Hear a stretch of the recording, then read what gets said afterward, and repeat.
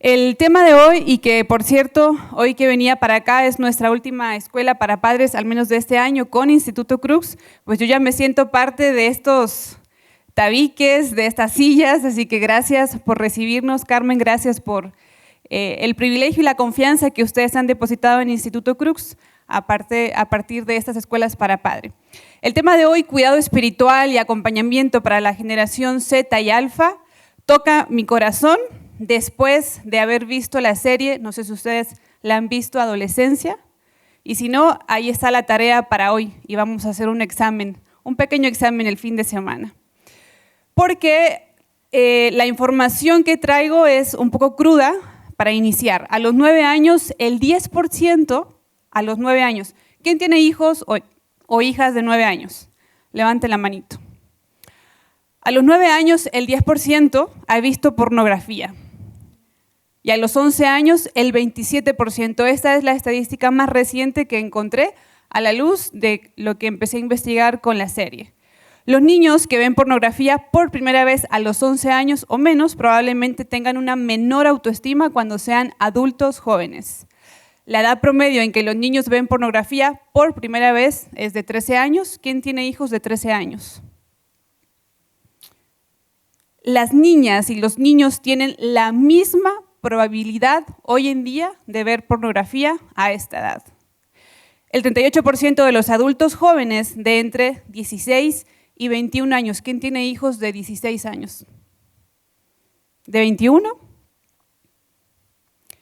Que habían tropezado accidentalmente con pornografía en línea. Twitter es la plataforma donde el mayor porcentaje de niños ve pornografía. Twitter, con un 41%, seguido de los sitios dedicados a la pornografía con un 37%, Instagram con un 33%, Snapchat con un 32% y los motores de búsqueda con un 30%. El 43% de los niños de entre 16 y 21 años estuvo de acuerdo con la siguiente afirmación. Los jóvenes, niños, ven pornografía en línea principalmente por presión de grupo o para encajar. Más de la mitad de las niñas, 51% de entre 16 y 21 años, habían recibido o mostrado contenido explícito que involucraba a alguien que conocían en la vida real en comparación con un tercio, 33%, de los niños. Esa es la realidad de nuestros niños, de nuestras niñas, de nuestros jóvenes que son cristianos y que habitan en nuestras casas. Y posiblemente usted diga, o de repente hemos idealizado, no, es que mi hijo es maduro, es sabio, hasta a mí me aconseja. Muchas veces he escuchado eso de los padres. Si viera, en la iglesia es el joven perfecto. Y de repente tuvimos una situación con mi esposo, no entendíamos por qué los padres habían idealizado a su adolescente, porque lo que nosotros observábamos en el grupo de jóvenes era un niño que hacía bullying. Era un niño que estaba maltratando a otro niño por su gordura. Era un niño que coqueteaba con las niñas, pero cuando fuimos con los padres, no, ¿cómo es posible si hasta él evangeliza en inglés? Y esos padres nos dejaron de hablar. Cuando junto a mi esposo tuvimos que presentar la realidad en la cual habitan nuestros hijos. Y el mundo de la pornografía es uno de ellos. Y esa es la realidad a la que nos envolvemos hoy. En esta imagen ustedes van a poder ver que nuestros hijos navegan en esta era digital y creo que ya lo hemos dejado bastante claro. Imaginen que nuestra generación está en este barco, la generación Z, la generación Alfa, como un navegante que cruza un vasto océano de información.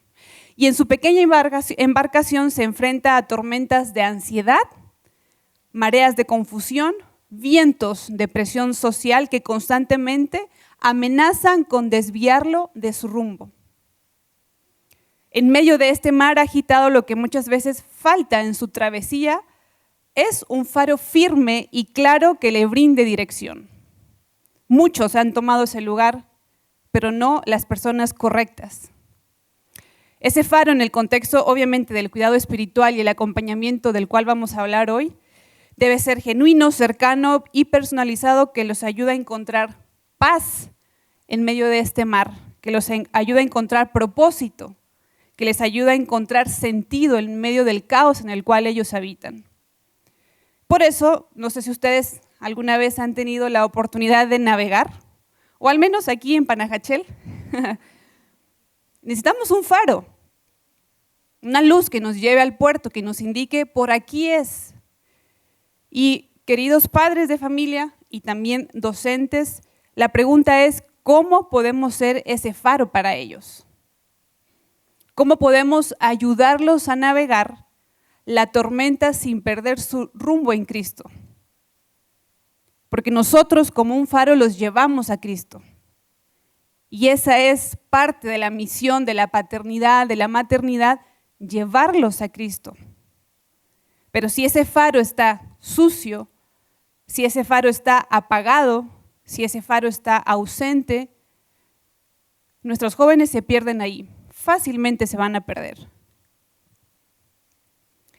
El cuidado espiritual va más allá de una simple orientación religiosa, porque es muy fácil agarrar a nuestros niños, nuestros jóvenes y recitarles todo el texto bíblico que nosotros hemos acumulado por años, y está bien. La idea de Deuteronomio es que podamos inculcarle y repetirle esas cosas, esos textos, esos principios que nosotros hemos aprendido del texto bíblico, pero va más allá de esa repetición, va más allá de una orientación religiosa, porque nuestros jóvenes, nuestros hijos, son integrales y por eso necesitan que el acompañamiento sea no solo emocional, no solo espiritual, también mental. No se trata solo de hablarles de fe, sino acompañarlos de manera cercana y auténtica, ayudándolos a descubrir su propósito, a conectar con lo más profundo de su ser y sobre todo a encontrar su vínculo personal con Dios, que no es el de ustedes. Ellos no pueden reciclar su fe, porque al momento en que llega la tormenta, esa fe se desvanece. Porque lo único que hicimos fue heredar, pero no es algo que realmente ellos viven, y entonces a cualquier crisis, esa fe no está presente. Vivimos tiempos muy desafiantes. Imagínense que esta serie indagó en un país de primer mundo, en una sociedad post-cristiana. Y ustedes podrían decir, wow, momento, pero Guatemala tiene un alto porcentaje de cristianos evangélicos y también de católicos. Aquí eso no va a suceder. Yo creo que estaríamos tapando el sol con un dedo si pensáramos y siguiéramos pensando en eso. La generación Z y la emergente generación Alfa están creciendo en un mundo hiperconectado, pero profundamente fragmentado. A diario van a enfrentar y ya están enfrentando mensajes contradictorios sobre su identidad, su valor, su propósito, y por ello, como padres cristianos, porque cualquiera puede ser padre, pero padres cristianos no podemos mirar hacia otro lado. Hoy que entraba, curiosamente, justo escuché a una de las docentes que recibía ya en la entrada y le dijo a una niña, oye, qué lindo tu peinado. No saben la alegría que me dio escuchar ese detallito, que alguien hoy tuviera esas palabras para esa niña. Porque esa identidad se va construyendo no solo a través de ustedes los padres, también a través de los docentes, la familia extendida y la iglesia, nuestra comunidad eclesial. Y por ello, cuando estaba pensando, o estuvimos pensando con Lesbia, quien está en la sede de Roosevelt, hablamos un poquito de esta serie, Adolescencia. Y otra vez, si no la han visto, es momento de actualizarnos un poquito, véanla. Recomendado verla en pareja, recomendado verlo con sus hijos, recomendado incluso platicar después, obviamente, con sus hijos, después de ver la cruda realidad que esta serie nos presenta, Adolescencia. Porque esta serie, que en la siguiente diapositiva lo van a poder ver, aunque es dura y perturbadora, nos ofrece una ventana dolorosamente realista a una de las luchas internas de los adolescentes de hoy y del futuro. Y aunque es un país de por allá, del lado del charco, no dudemos en que nuestros hijos que están hoy en las aulas del Liceo Frater están pasando lo mismo que estos chicos. Muestra el impacto de la desconexión emocional, la radicalización digital, la soledad, el vacío afectivo y la falta de guía espiritual. Pero también ofrece una oportunidad para nosotros como padres de detenernos un poquito en nuestro acelerado mundo y hacernos las preguntas debidas para saber cómo debo reflexionar sobre mi rol como cuidador espiritual, como consejero, como guía, como padre, como madre, ante la situación que mis hijos están viviendo. Y por eso vamos a platicar un par de desafíos. El desafío 1 es, queridos padres, la realidad en la que viven nuestros adolescentes es muy dura y yo sé, lo hemos platicado en otras ocasiones, que tal vez para nosotros la realidad en la que viven ellos es muchísimo más fácil de lo que nos tocó a nosotros. Posiblemente sus hijos no vivieron lo que ustedes vivieron, tal vez no han logrado nunca tener el plato vacío, siempre han estado con ropita, un lugar para dormir. Posiblemente ustedes han sido la mejor versión de lo que sus padres fueron. Y todo eso uno como padre lo analiza y dice, bueno, ¿y entonces por qué mis hijos se quejan? ¿O por qué decimos, o por qué Sharon está diciendo que el mundo de ellos es más difícil que el que a mí me tocó si mi papá me golpeó? Si mi mamá fue una madre ausente o alcohólica, y toda la historia que cada uno de ustedes que está aquí sentado trae detrás. El punto es que nosotros no nos vimos tan expuestos al tema de lo digital. Si por allá alguno recuerda el high five, por allá levante la mano, mejor no. O tal vez otras plataformas. Estuve investigando cuál fue la primera y sí, años por allá atrás. Y, por ejemplo, la idea de que incluso el bullying está presente, ¿no?, en el colegio, en la iglesia también. Nosotros vivimos una situación muy desagradable en nuestra iglesia acerca del bullying. El bullying ahora los acompaña 24/7 por medio de estos aparatos. Entonces, la realidad de nuestros hijos es diferente a la de ustedes, a la mía, y por ello el tema de lo digital es sumamente peligroso, sumamente peligroso. Por eso el desafío 1 que yo les traigo es, como cristianos tenemos que abrazar el lamento, pero no nos quedemos allí, pero abracemos junto a nuestros hijos lo difícil que es el mundo ahora, lo complicado que es el mundo para ellos ahora, la exigencia que ellos tienen de ser profesionales, de sobresalir, de no solo venir al colegio, también de ir a las clases de fútbol, de inglés, de alemán, Duolingo, de practicar, no sé, dibujo y 1000 cosas en las que nuestros hijos están metidos, y además las tareas, y además espero yo que también hagan sus tareas de casa, como hacer la cama, como lavar los platos. Pero el mundo de nuestros hijos está acompañado por este monstruo, esta oscuridad digital. Y por eso tenemos que reconocer junto con ellos que la adolescencia, sobre todo, es un mundo completamente complicado. Está marcada por ansiedad, soledad. Aunque vivimos en un mundo hiperconectado por las redes sociales, vivimos en soledad, violencia y desorientación moral. Como padres cristianos no podemos ignorar este dolor. No podemos ignorar esa realidad que nuestros hijos habitan, aunque no la conozcamos. Pero el paso es, llevemos ese dolor a Dios como familia. Llevemos esa complejidad de ser adolescente hoy en día como familia.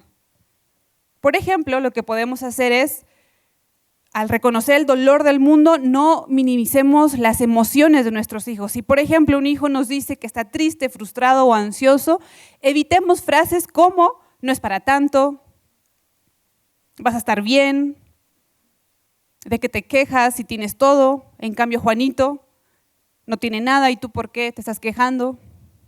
Mi mamá me decía, Cuando yo no quería comer algo, los niños en el África no tienen qué comer. ¿Quién repite eso hoy en día? ¿O a quién se lo dijeron también? En lugar de eso, tal vez podemos decir, entiendo que esto te duele. ¿Quieres que oremos juntos? Nombremos juntos lo que ellos también están sintiendo. Pidan una noche a la semana con sus hijos para hablar de lo que más les ha dolido. En la serie se muestra, por ejemplo, un muchachito al cual le han dicho que es feo. ¿A quién de sus hijos o hijas les han dicho eso? ¿Quién de sus hijos o de sus hijas ha sido rechazado? Porque físicamente y como sociedad rechazamos a los que tal vez tienen un poquito de menos gracia y aplaudimos y exaltamos a los que han nacido con un poco de más gracia. ¿Cómo está ese corazón con esas dolorosas palabras que recibe de sus propios compañeros cuando le dicen, mano, es que tú mejor vas a tener que conseguir la casaca porque carita no eres? Y eso está en el cerebro de nuestros hijos. Y cuando llegan a casa, ¿qué es lo que dice papá y qué es lo que dice mamá? No te arreglaste, te ves mal, ¿cómo es posible? Yo no te eduqué así. Y resulta que Jamie, el personaje de la serie, va acumulando toda esta ira y toda esta frustración. Y no voy a hacer el spoiler, se los prometo. Pero acumula esta ira y esta frustración porque cuando vemos que él está incluso jugando fútbol y es tan malo para jugar fútbol que lo dejan en la portería y el papá, por la vergüenza del hijo que tiene, el niño se da cuenta que el papá se voltea para no verlo cuando falla. Esa es la realidad en la que habitan nuestros hijos. Por eso, nombremos juntos lo que les duele, lo que les ha preocupado, lo que les ha inquietado en la semana. Escribirlo incluso en un cuaderno familiar o en algo que papá e hijo puedan tener, es parte de una oración o del lamento al cual como comunidad eclesial estamos llamados a hacer. Pero también reconozcamos nuestro propio dolor. A veces los adolescentes se abren cuando nosotros como padres, como autoridades, nos vemos vulnerables. Puedes compartir algo que te haya dolido, incluso decir, sí, mi papá hizo esto conmigo. Sí, yo sufrí esto. Sí, yo también sigo lidiando con mi enojo, con mi rabia. Sí, tú sabes que mi personalidad es así y estoy tratando de cada día entregárselo a Cristo. Queridos padres, queridas madres, no tienen que ser Superman, Superwoman. Sus hijos lo necesitan tal y como son ustedes. Y que juntos podamos lamentar al Señor todo lo que vivimos. Por ejemplo, tenemos un par de textos bíblicos porque esto obviamente viene a referencia de lo que nosotros creemos y en lo que está fundamentada nuestra fe. Salmo 34, 18, ¿me ayudan a leerlo? Dice: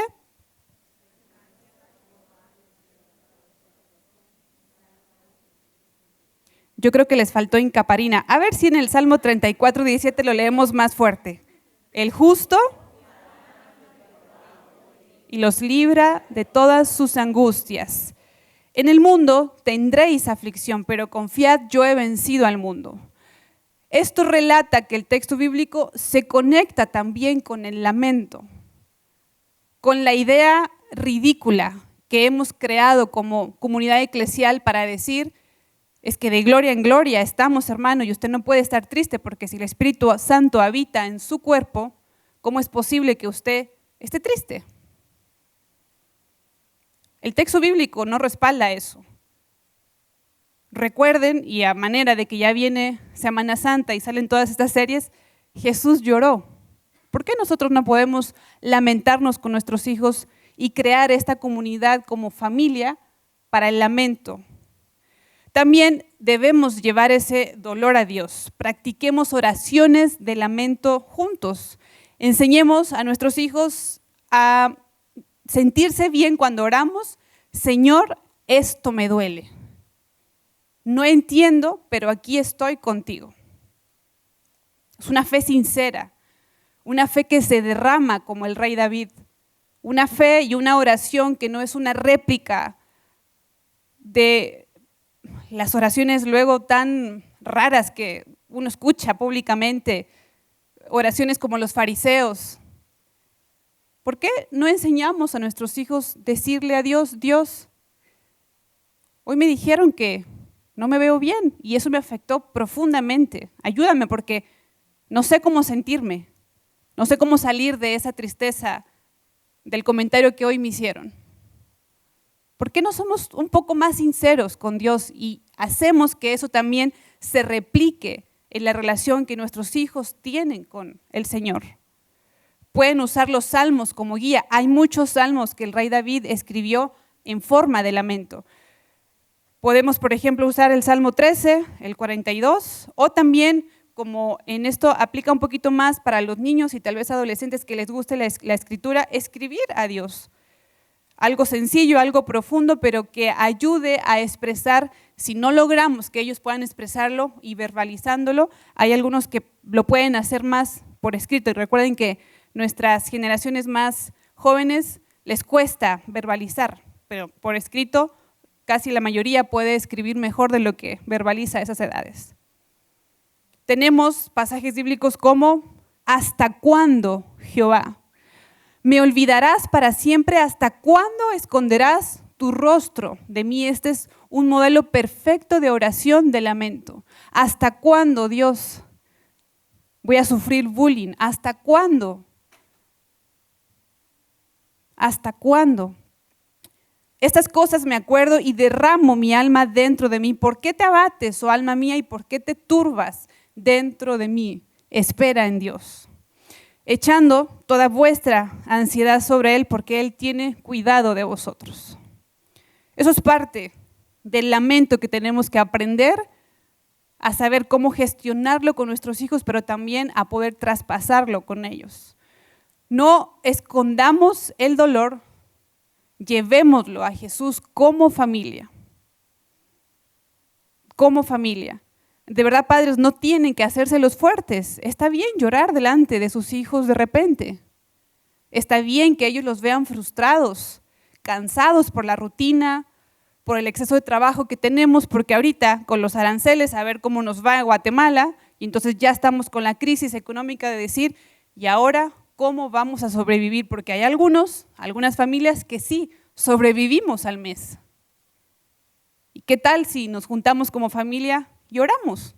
A lo mejor no va a haber la solución, a lo mejor no va a entrar un cheque mágicamente en el momento en el que oremos, pero nuestros hijos van a empezar a ver que este cuidado espiritual empieza primero por ustedes y ellos lo van a replicar.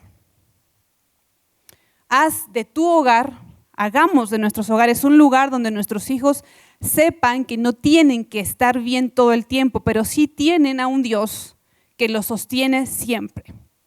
Porque cuando viene la crisis, ellos van a decir, Dios, confío en ti, aunque no entienda, aunque no te entienda, pero confío en ti. Ese es el tipo de fe que queremos transmitir a nuestros hijos.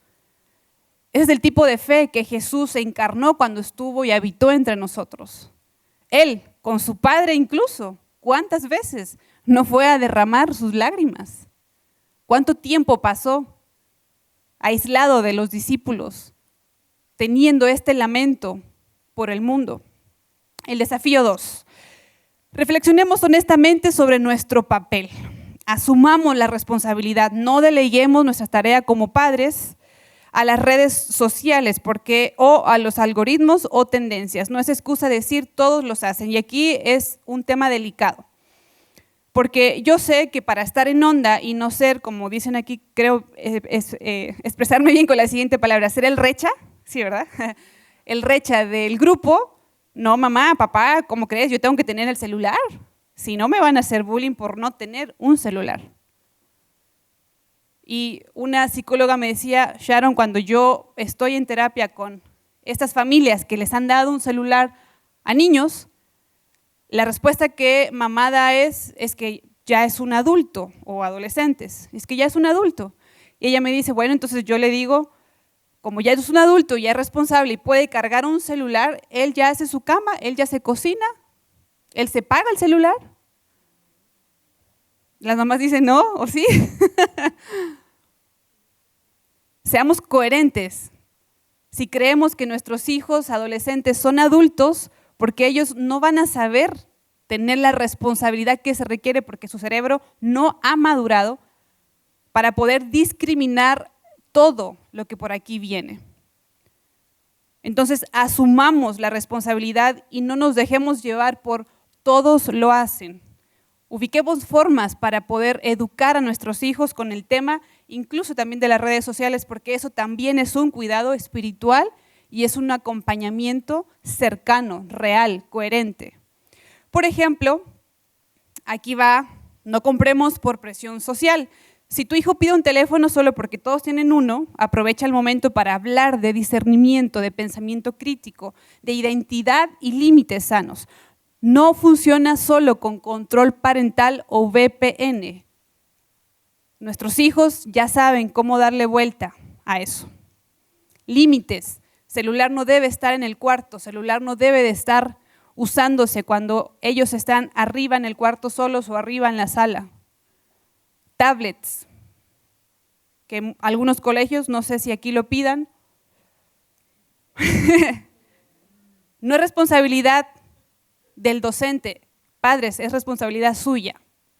Saber marcar los límites claros. Saber marcar los límites claros con el uso de tablets, celulares y demás cosas que ellos tienen en sus manos. Pueden decir, en nuestra familia decidimos lo que es bueno, no lo que es popular. Entonces, no vamos a privarlos, obviamente, de la tecnología que hace mucho bien.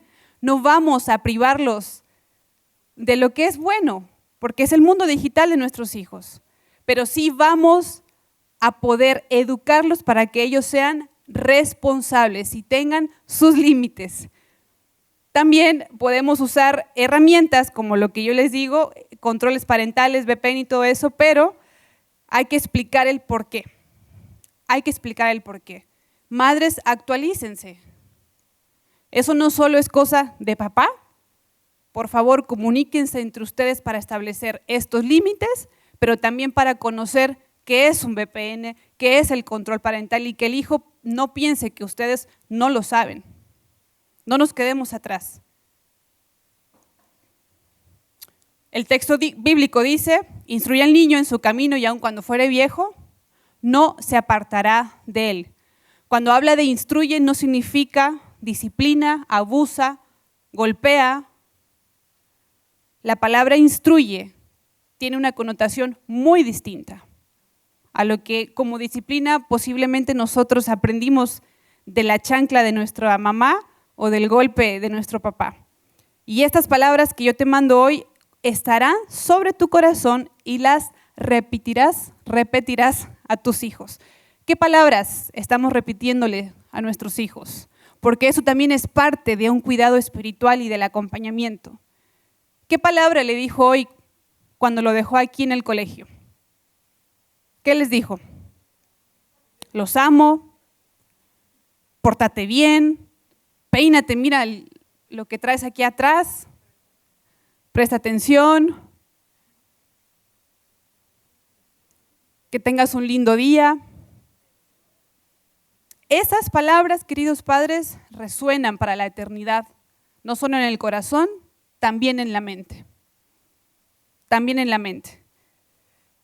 Por eso, reflexionar honestamente sobre nuestro papel también involucra a la comunidad, educar en comunidad. La crianza no es individual, la familia, la iglesia y la escuela deben unirse. Y aquí vamos a dejar a un lado el gobierno y el Estado. Deben unirse para proteger y formar a los adolescentes. Decía el co-guionista de esta serie, se necesita un pueblo entero para criar a un niño.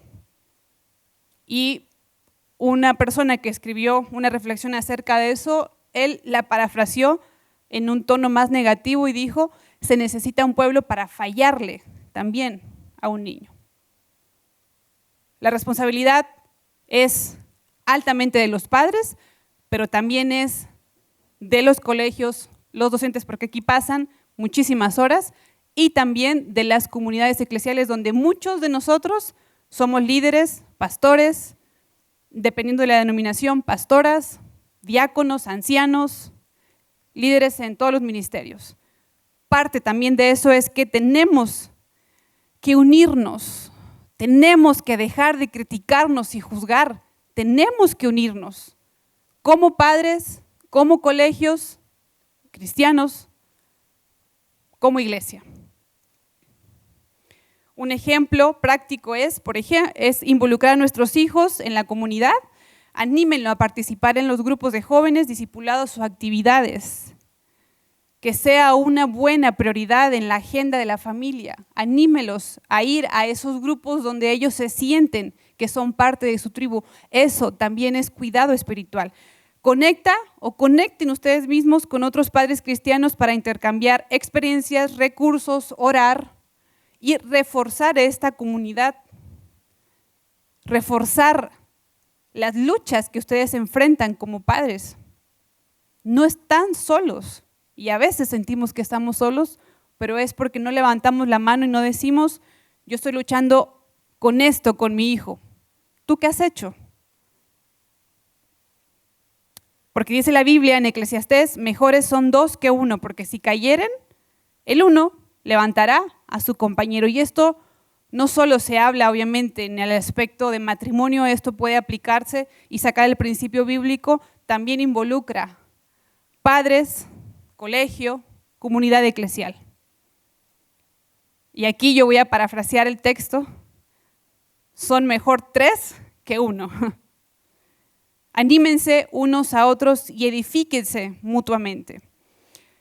Por eso también cuando reflexionamos honestamente sobre nuestro papel, seamos padres, seamos líderes en nuestra iglesia o seamos docentes en el colegio, disciernan, no reaccionen, evaluemos cómo estamos moldeando el corazón de nuestros hijos en lo cotidiano, como los hábitos digitales, las conversaciones, los límites y los ejemplos que damos.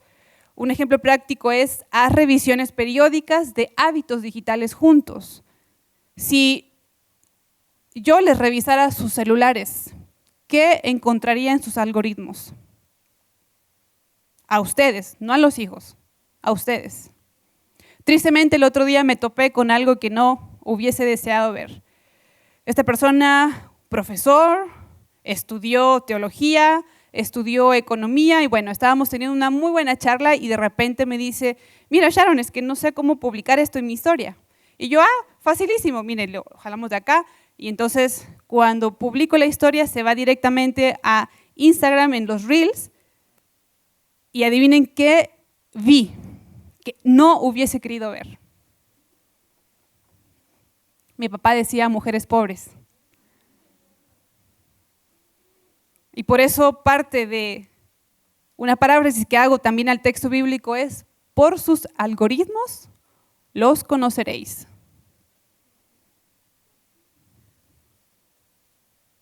Primero nosotros, desintoxiquémonos.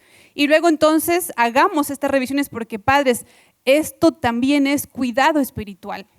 El cuidado espiritual no solo significa llevarlos a la iglesia, orar con ellos, leer un pasaje de la Biblia antes de dormirse, orar por ellos, no solo con ellos. No solo es, qué sé yo, cuando vamos el domingo colocar, ahora estamos en modo cristiano, vamos a poner la música cristiana porque vamos a la iglesia. Todo eso no es un cuidado espiritual profundo, duradero, trascendente. Como dice el logo de la Frater, que es hacia la eternidad. Un cuidado espiritual también involucra estos hábitos y estas revisiones que juntos tenemos que hacer. Seamos ejemplos de estos propios hábitos, porque recuerden que hoy en día el cuidado espiritual tiene que ver más con lo que hago y no tanto con lo que digo. Sus hijos, nuestros hijos, las nuevas generaciones, si lo ven a usted como líder en la iglesia, pero en casa ese padre no tiene el hábito que está predicando, ¿qué tipo de cuidado espiritual estamos dando a nuestros hijos? ¿Qué tipo de cuidado espiritual estamos dando a los jóvenes de la iglesia? A los docentes también, ¿qué tipo de cuidado estamos dando a los alumnos? Por eso es este desafío 2, dice Proverbios 22:3, el avisado ve el mal y se esconde, mas los simples pasan y reciben el daño. Todo me es lícito, pero no todo conviene. Y esa va a ser la lucha de nuestra carne hasta que el Señor regrese por nosotros. Todo me es lícito, pero no todo conviene. Por eso, sí, no podemos cambiar la cultura. A mí me parece que de repente hacemos el esfuerzo. Como Instituto Crux estamos comprometidos en tener que introducirnos a la cultura para poder analizarla, reflexionar y dar respuestas. Pero yo sería muy ingenua si creo que la podemos cambiar. Resultado de eso es un país como Guatemala con un 90%. Vamos a unirnos con los católicos por el lado espiritual. ¿Y cómo está el país hoy en día con ese 90%?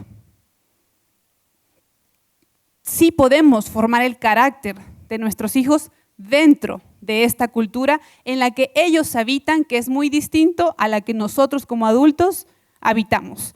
La crianza con propósito es una forma poderosa de cuidado espiritual. Eduquemos con intención, en comunidad y con sabiduría que viene del cielo. Querido padre, querida madre, si tú has abrazado estos tipos de educación donde es, por ejemplo, la educación o la crianza positiva o permisiva, tengan cuidado por dónde están navegando y qué recursos estamos consumiendo para decir, esto voy a aplicar con mis hijos, porque los hijos necesitan límites. Si en casa no lo hay, porque eso es parte del cuidado espiritual, Dios también nos puso límites, lo puso allá con Adán y Eva, ¿y qué pasó cuando los traspasamos? Si en casa no están esos límites, afuera sí se los van a poner, pero va a ser muy crudo y va a ser muy rudo. Cuando ese niño aprenda afuera, él no, porque no lo ha aprendido en casa. Eso es parte también de formar el carácter de nuestros hijos de acuerdo a los valores cristianos para que cuando se enfrenten en la cultura, porque no los vamos a poder tener siempre en nuestra burbuja. Tenemos que empezar a formarlos espiritualmente en ese sentido. Desafío 3. Tengamos estas conversaciones difíciles, lo hemos repetido una y otra vez, pero desde la presencia, no solo del regaño, no solo de la desesperación, no por WhatsApp, no por llamada, desde la presencia. No teman hablar de lo incómodo. ¿Quién de ustedes ha hablado acerca de la sexualidad de sus hijos? ¿Quién ha recibido la siguiente idea de, papá, creo que me siento atraído por los hombres, siendo un niño?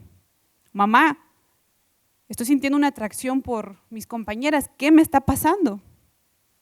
¿Creen ustedes tener ese tipo de apertura para que sus hijos lleguen con ustedes a decirles eso? Temas como pornografía.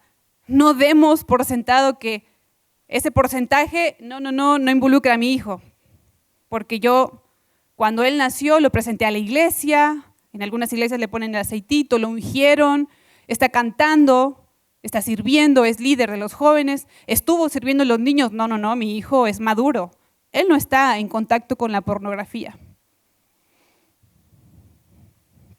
Temas como, de hecho, hay un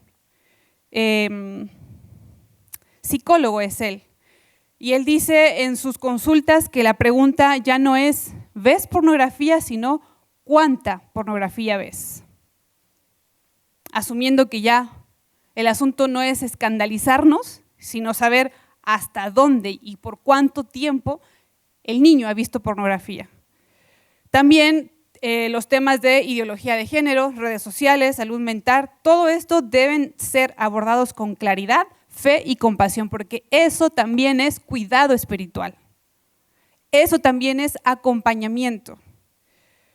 Ejemplos prácticos, hablen sin tabús, pero con verdad y amor. Si tu hijo pregunta sobre algo delicado, no lo regañes, no lo ignores, respiremos, no sé qué métodos ustedes utilizan para no aventar la chancla,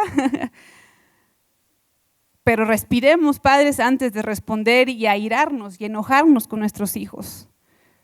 Escuchemos y respondamos desde la palabra, no desde de repente la tradición que luego a veces traemos porque mi papá lo hizo así, pues yo también, a mí me funcionó y entonces a mi hijo segurito le va a funcionar porque tiene mi sangre, la fórmula está perfecta. Analicemos todo lo que ellos nos dicen a través de lo que las Escrituras dicen.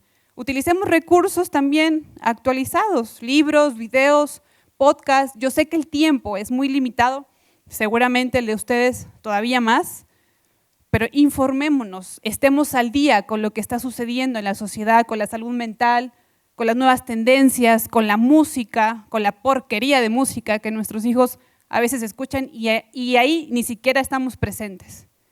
Y alguien más los está cuidando de esa forma y adoctrinando de esa forma. Anticípate, no solo respondas, no esperes a que haya una crisis.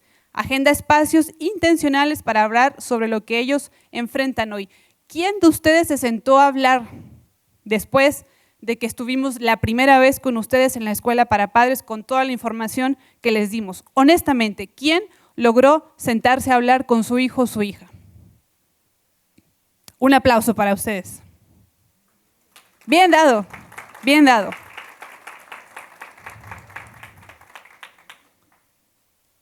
Eso es inquietante, queridos padres, madres. Si no estamos teniendo estas conversaciones difíciles con nuestros hijos, no nos quejemos que cuando salgan de aquí y vayan a la universidad, nuestros hijos tomen otros caminos que no sea el de la fe. No nos quejemos porque en primera instancia es responsabilidad suya, no del colegio, no de la iglesia, es suya.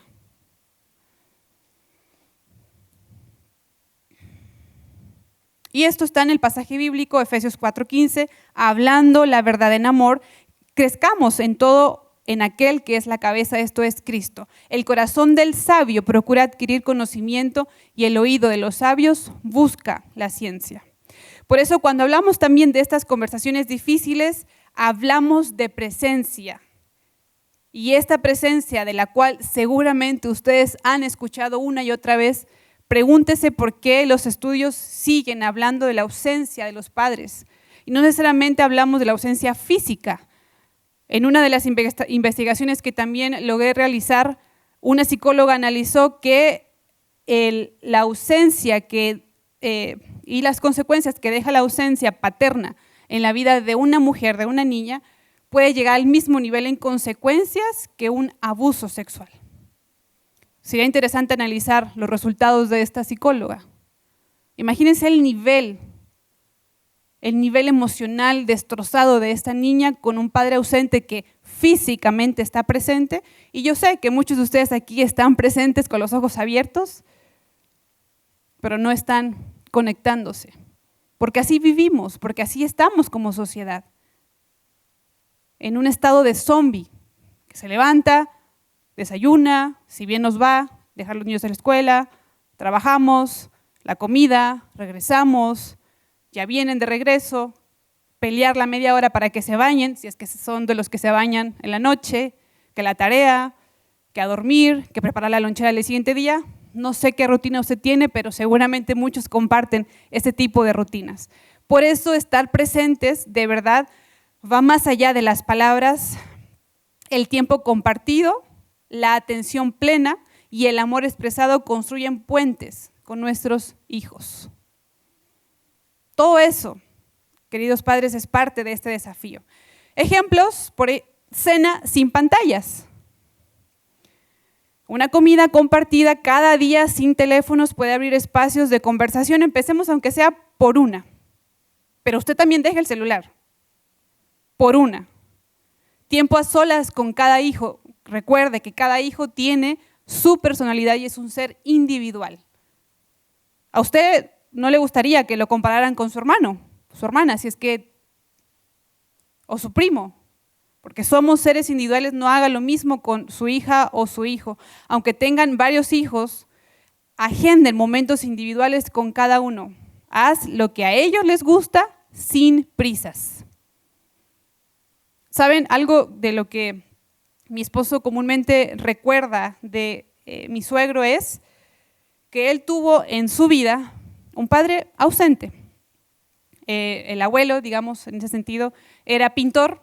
Entonces, en el mundo del arte, pues, no solo pintas a personas con ropa, también pintas a personas, ¿no?, Entonces el abuelito de mi esposo se dedicó a el tiempo fuera de casa y entonces mi suegro vivió con una paternidad muy ausente.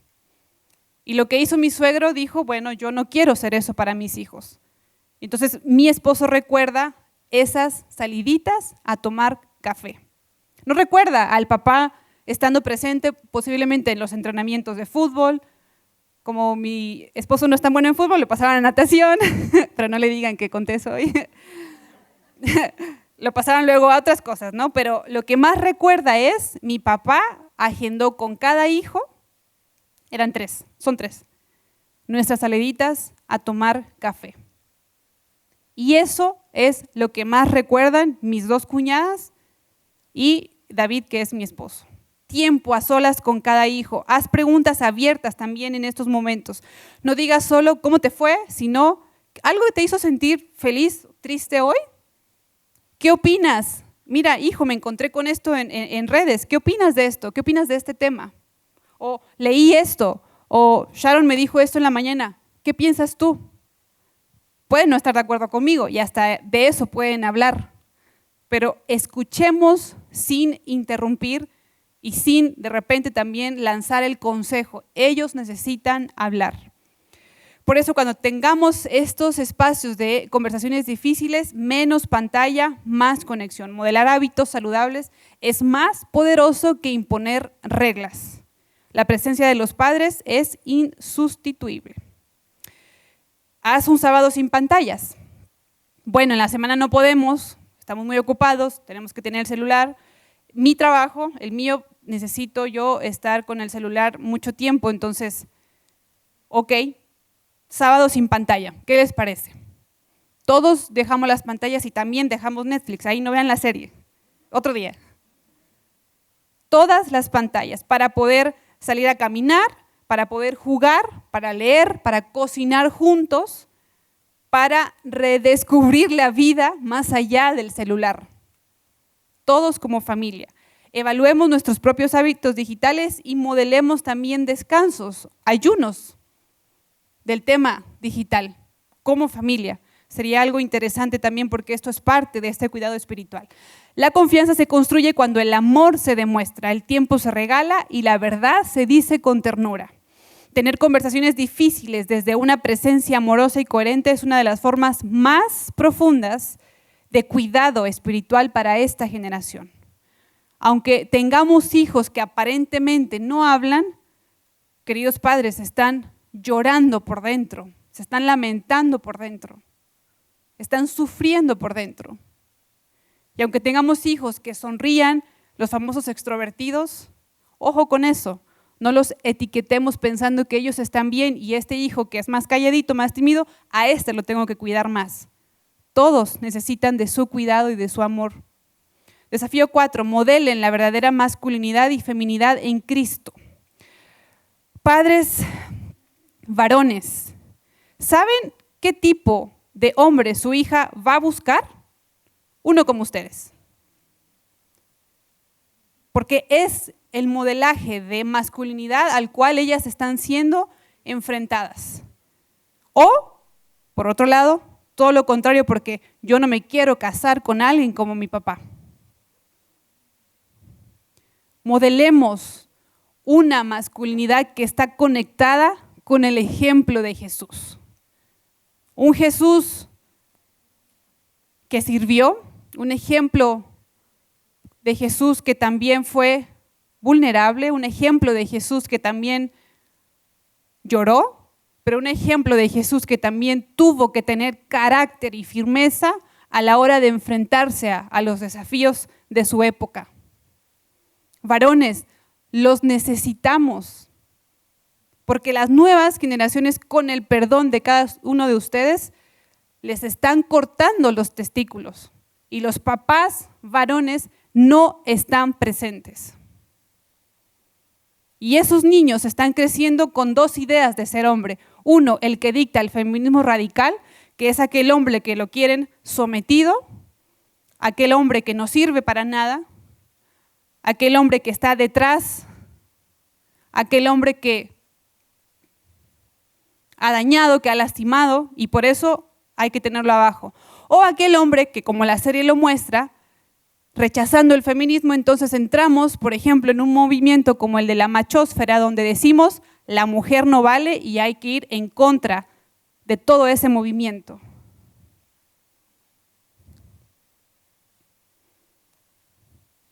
Donde ese varón está diciendo, necesito ubicar a una mujer vulnerable para lograr tocarla. Necesito que esa niña sea bulliada para que yo pueda lograr acercarme a ella. ¿Qué tipo de masculinidad ellos están viendo en sus hogares para que esto lo estén viendo como algo bueno? Y por el otro lado, las mujeres no nos quedamos atrás. ¿Qué tipo de modelaje también estamos dando con el asunto de la feminidad? ¿Qué tipo de mujeres estamos siendo hoy? Y no estoy hablando de aquella idealización que hemos hecho de la mujer de Proverbios 31. Queridas, hay muchísimas más mujeres en el texto bíblico donde estas mujeres tuvieron también liderazgo, carácter, firmeza, sirvieron a Jesús, estuvieron al momento en que Él fue crucificado junto con el discípulo amado y nadie más estuvo. Aquella madre de Jesús que estuvo ahí con su hijo. ¿Qué tipo de feminidad estamos reflejando en nuestras hijas? ¿Cómo es nuestra relación con nuestras amigas, nuestras hermanas, con el propio esposo? ¿Qué tipo de feminidad estamos modelando? Porque, por ejemplo, la serie revela la famosa niña, que al inicio esto lo muestra, no estoy haciendo spoiler, el niño la asesina, 13 años, puñaladas. Y de hecho, esta serie surge porque en muchos casos ya en Inglaterra está sucediendo esto. Niños, no adolescentes, niños matando a niñas a puñaladas. Y es lo que movió a este co-guionista y actor a hacer esta serie para mostrarnos a la sociedad, así estamos. Resulta que también la niña, obvio, no es justificable que se le haga algo así, pero en algún momento en las redes sociales ella bulea al chico protagonista con un par de emoticones que honestamente yo en la vida no sabía que el corazón azul significaba esto, que el corazón rojo, que el corazón amarillo, significa muchas cosas que nosotros no conocemos y eso a la semana siguiente, se los prometo, ya va a cambiar, porque para mí los adolescentes fueron expuestos, entonces, ojo, obvio que va a cambiar otra vez ese lenguaje y realmente eso no me interesa. Lo que me interesa es que incluso también la niña, cuando este chico dijo, bueno, ella está vulnerable por algo que sucede, él quiere acercarse a ella, quiere invitarla a salir y lo que la niña le dijo fue, no estoy tan desesperada. ¿Qué tipo de feminidad y de mujeres estamos construyendo también en la sociedad? ¿Qué tipo de feminidad estamos predicando? No con las palabras, con nuestros actos. Y no significa, queridas mujeres, que tengamos que ponernos el vestido y la falda lo más abajo posible. Eso ya quedó en el pasado. Significa y se habla de nuestro carácter, nuestra firmeza, nuestra forma de tomar decisiones, hombres y mujeres, en un mundo donde la identidad de género está marcada por confusión, presión social y modelos distorsionados que sí están adoctrinando a nuestros hijos, sí lo están. Es urgente que los padres cristianos enseñen a sus hijos, varones y mujeres, lo que significa ser hombre o mujer según el corazón de Dios, no según sus tradiciones, no según la cultura guatemalteca, no según lo que sus padres les heredaron, no según las heridas, no según los traumas de la infancia, es según lo que vemos en el texto bíblico. ¿Y qué vemos? ¿Qué vemos? A un Jesús que modeló ser un hombre íntegro, coherente, a un Jesús que dignificó al tema de la mujer. Desafíos, No dejemos el terreno libre. Si los padres no forman a sus hijos varones en lo que significa ser hombres según Jesús, lo aprenderán de figuras distorsionadas. Busquen en sus celulares como Andrew Tate, cuyas ideas están moldeando la visión de muchos adolescentes. Hoy es este hombre, mañana va a ser otra persona. Lo mismo ocurre con nuestras hijas. Si no les enseñamos su valor y dignidad, nuestras chicas pueden comenzar a ubicar su cuerpo o a utilizar su cuerpo y su belleza como mujeres para atraer lo que necesitan, porque en casa no reciben la dignidad que deben de recibir a partir del filtro de Cristo. Lo buscarán en redes sociales, estándares de belleza vacíos o relaciones dañinas. Hablen en casa sobre lo que ven, sobre lo que escuchan. Pregunten qué influencers siguen. ¿Ustedes saben qué tipo de influencers sus hijos o hijas siguen? Celebremos públicamente la identidad de nuestros hijos, como por ejemplo, el reto mañana cuando los dejen aquí en la escuela, aunque suene muy ñoño, muy incómodo, muy romántico. Díganle a su hijo o a su hija: eres un joven que Dios ha llamado a ser fuerte y tierno. O eres una hija amada con un propósito eterno. Transfórmenlo en sus propias palabras, porque de repente eso suena muy raro. Pero que esas palabras sean las últimas cuando los dejan aquí que ellos reciben de ustedes. O en la noche. O cuando los dejan en algún evento, en un cumpleaños, que no sea solo la mirada fría y dura porque ese hijo no hizo los aseos, la tarea. Que esas sean las últimas palabras que sus hijos reciban. Jesús es el modelo para los hombres. Él es fuerte y tierno, justo y compasivo. Yo no sé de dónde sacamos la idea de que el hombre siempre tiene que ser fuerte, cuando en la figura de Jesús vemos todo lo contrario. Vemos un equilibrio.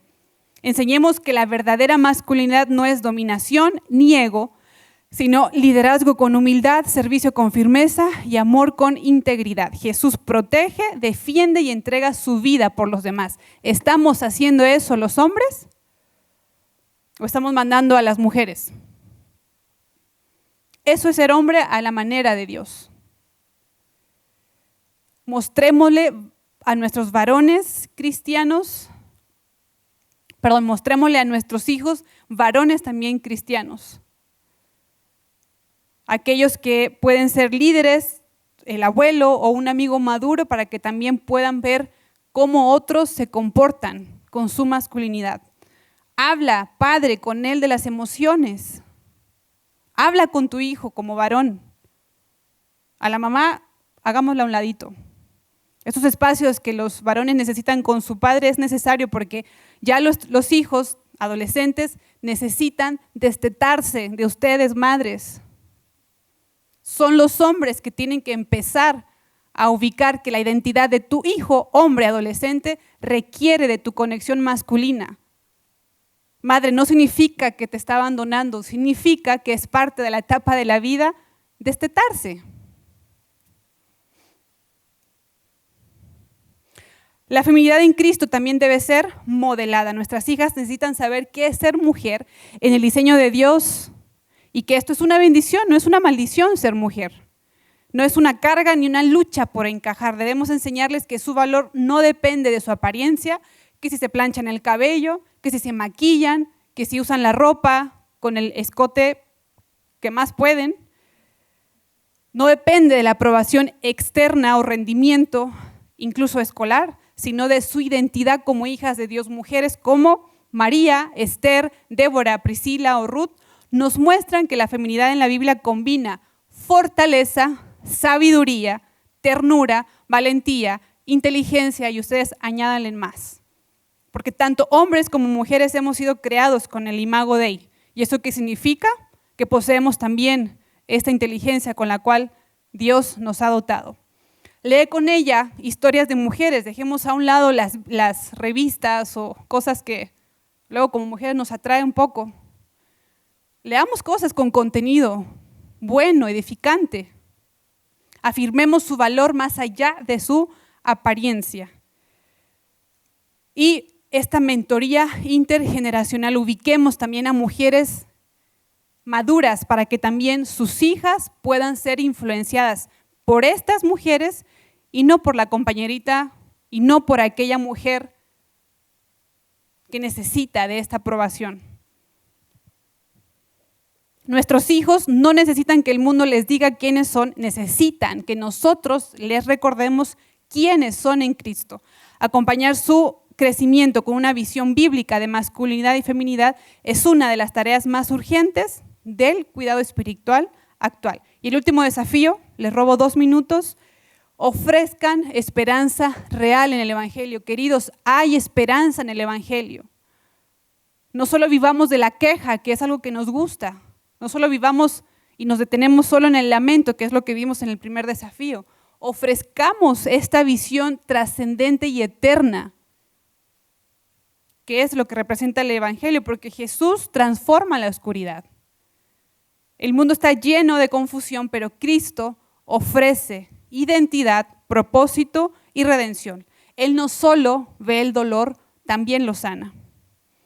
Cuando tu hijo cometa un error, apunta al perdón, no solo al castigo.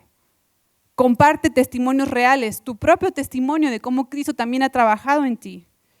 La iglesia debe ser hogar, pero también debe ser un refugio, y nosotros somos parte de la iglesia. Invitemos a nuestros hijos también a servir en comunidad, animemos a construir comunidad con otras familias cristianas. Pidamos perdón cuando nos equivoquemos. Haz de la oración parte del día a día y celebra los pequeños actos de fe. Aplaude cuando tu hijo decide no pecar. Aplaude cuando tu hijo ha librado su tentación. Reconócelo y oren juntos. El Evangelio no es solo para ser creído, sino vivido. Y el primer lugar donde se vive, adivinen dónde es. Es en casa. Cristo quiere transformar no solo a nuestros hijos, sino a tu familia entera. Por eso la esperanza es real y empieza en el corazón de cada hogar. Ser padre, ser madre hoy no es tarea fácil. Lo admitimos. La generación Z y la incipiente generación Alfa enfrentan un mundo ruidoso, acelerado, saturado de información, de ideologías confusas y modelos distorsionados de lo que significa ser humano.